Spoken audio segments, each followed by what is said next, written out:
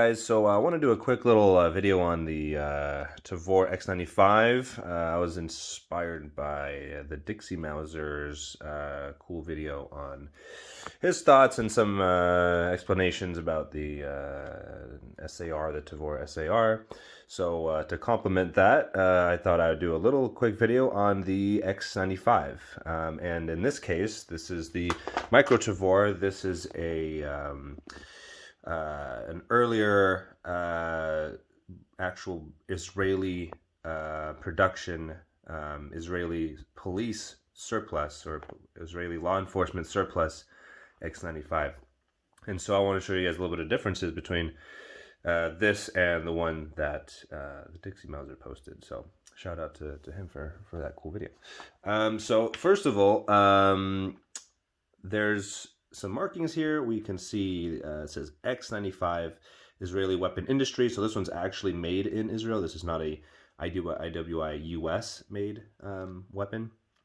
Even the selector switch here, instead of going 180 degrees, this one only goes 45 degrees to select the mode of fire. And as you can notice here, this weapon is from the factory, semi-automatic, even though it has kind of like where the automatic would go. So I don't know if you guys know this, but a lot of the Israeli military, so IDF, and Israeli police weapons are actually all factory semi, at least the vast majority of them. So moving up front here, we can see that the handguard is of the older style. So this handguard is just like this, the tube handguard, and has this sort of gate here that goes around the barrel. And then there's like this nut thing that hangs onto the barrel, but is not, let's say, like fused to the handguard. So it's still kind of free float. Like if I push this, it's kind of hard to do this with one hand, but if I kind of push this, you'll notice there is movement between the handguard and the barrel. Then this nut holds this sort of sling ring catch thing, which is fixed in place. It doesn't go one side or the other. I imagine an armorer could take off this stuff and then switch the side if needed.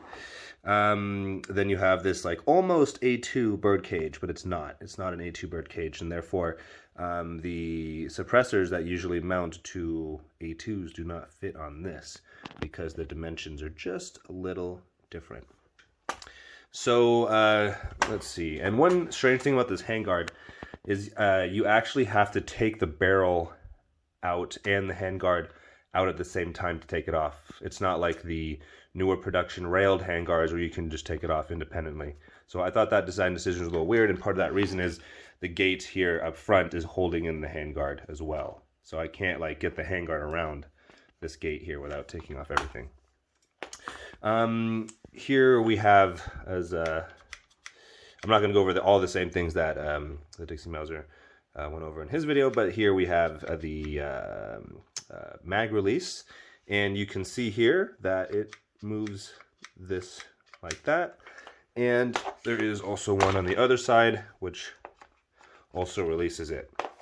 One interesting aspect I think that the Tavor X95 has is that it actually has a third, I guess, emergency mag release. I don't know if it's intentional or not, but you can actually release the magazine by pushing down here, which if you guys saw on YouTube, InRange TV did a mud test on this weapon, and one of the issues they noted was that they couldn't get the magazine out after these had jammed after a lot of mud had gotten in here, which, to be fair, was a lot of mud, but these things could no longer be depressed. But they did not try to press this down. I'm not sure they knew that they could do that, so they might have been able to take the mag out and keep using the weapon like that. So who knows? Just to show you guys how that works, put a mag in here, and obviously here takes it out, and also pushing it here takes it out. So there's that. Another aspect of the older X95s is that here they also have, similar to the SAR, they have the I think Meprolite specific magnifier clip. So basically this round little dongle thing here, this little round object, we would put the magnifier around that, and then it would spin and then clip into this clip right here. So, but that's optional. I use a, you know, just a normal magnifier with a LaRue mount on this, and it works fine. One other aspect is, if you notice, there's 2 charging handles on this weapon. So this weapon came like this. I don't think all of the Israeli made or issued Tavors or X95s have 2 charging handles, or they take one out or something. I don't know, but this one came with 2, which is nice. Since they're non-reciprocating, you can just use one at a time on either side you want, which is nice for offhand shooting. And if there was a bad jam in it, then you could hold on to both of those charging handles at the same time and mortar the gun like that, and have twice as much leverage as you would if you only had one of those handles. So it would give you more leverage in an extreme case we had to mortar the weapon to get a case out or something. As you can see, there's also these little like holes that go throughout the weapon. Those are for, I think there was a lot of emphasis in the original design of this weapon to include like pressure switches for lasers and lights that would go throughout the weapon. I think there's other types of grips that you can put on here that have a cutout for like a grip mounted pressure switch. And even here in the handguard, this little open trap door, behind it there's like this little case where I think you're supposed to put a pressure switch. So I've never really seen these used, but in theory they're out there. So not super useful by today's standards because they just don't have the parts that fit. These are proprietary, you know. And other than that, mounting, I mean, I kind of just changed around the accessories on this to try different things, but there's not a whole lot of mounting area on this weapon. There's the bottom rail, which you can also remove, the bottom rail attached to the plastic. All of the rails are polymer except for the top and obviously the optics one here. There's flip up sights under there. You can see those. Not smartly, my light covers it, but that's, this is just for now. And there's a rear sight there under the tape, which I have to shim the LaRue mount because this rail is a little bit smaller, I think, than the average rail. There's no problems with the EOTech, but with some mounts that don't have much adjustability, it's a little loose, but since it's for a magnifier, it's whatever. So you basically have to find an offset mount that fits around whatever for your flashlight. There are, in theory, little rails that exist for this. I've never really seen original ones. I know there's some custom made ones that you can just unscrew these 2 screws and then put a rail on top of it. But yeah, overall, I really like this weapon. I think that it's one of the better bullpups. In my opinion, maybe one of the best, if not the best, overall package. I totally agree with the Dixie Mauser and the fact that it's actually quite hard to clean compared to other weapons. Maybe like a quick clean is not hard, but if you really have to like get in there, especially if there's like a lot of mud for some reason, which is an extreme case, but if a lot of mud or something gets in here, gets in the trigger unit, you're gonna have a really hard time getting that stuff out. And you're gonna have to probably take out the barrel and stuff and have to re-zero the gun to really clean it out if it's bad enough. Though rare, that in theory that could happen. So that is definitely a downside. Also, I've had to tape this this area here because some gas was coming out and getting in my face, even unsuppressed. So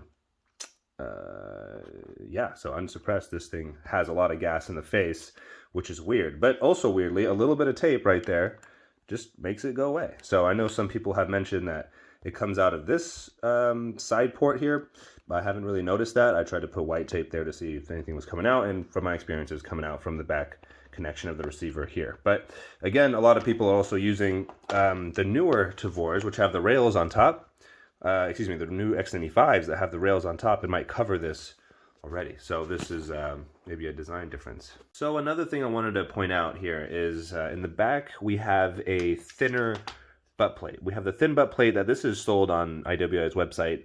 You can get it, but you don't really see as much about it or on it because this makes the gun shorter for legal reasons. When a lot of the videos coming out are from the US, and legally this gun would be under, I don't know what it is, like 26 inches or something. I don't know, quote me, I don't know. But it's for legal reasons that butt plate needs to be longer to make the gun of legal length. And here in Switzerland we can have it, we don't have the same laws, and so we can have the thin butt plate on it. And this thin butt plate makes a big difference in the length of pull of the weapon, and it makes it really compact feeling and really nimble feeling, and really helps with ergonomics in my opinion. So I think this is a huge plus. And even the tavor and the bullpups in general, one of their fortes is, I guess, urban combat, so close quarters or whatever, because they are short and they are compact and easy to wield. That aspect particularly makes this thing, I think, more useful in that role. The balance wise, this gun, I think balance is great. Here we have a 13-inch barrel, so you have a decent amount of velocity, and it's just so short, and the size is just super nice. Here, just in comparison, we have a TP9. This optic sucks, by the way. I just had trash laying around, so don't get it. It turned off while I was shooting. What was I saying? Oh yeah, so look at the size of this thing. It is like we're talking about one of the most compact weapons, which is the TP9, and it's almost as short as the TP9. I'm not counting the suppressor. It's almost as short as the TP9. So that's something I think is impressive in its own. The length of pull on this is shorter than any other bullpup, to my knowledge. Include all of them, I think. The balance of it is great. I mean, you have a lot of people complain that the bullpup is rear heavy. That will help you actually, and if you're trying to hold the gun up on target for a long period of time, particularly maybe during an urban scenario or something. But it actually balances to the center very well once, not stock, but once we're done with it, if you know what I mean. Like once you have like your light, your optics, maybe a laser, some grips, especially a suppressor, and then you put a 30-round mag in it, you're going to have a very, very balanced gun. Way more balanced than any conventional layout weapon. So that, I think, really helps with fatigue over time and with the ergonomics. So yeah, that's how I feel about the tavor, and in particular the X95. So I hope you guys enjoyed this little snippet on the Israeli law enforcement surplus X95.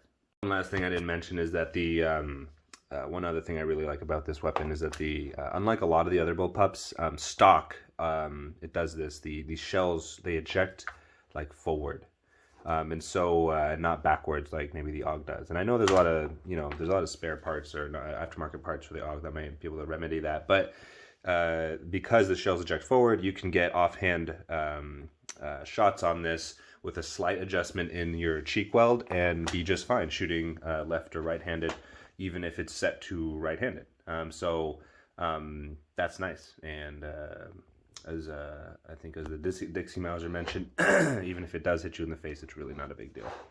So all right.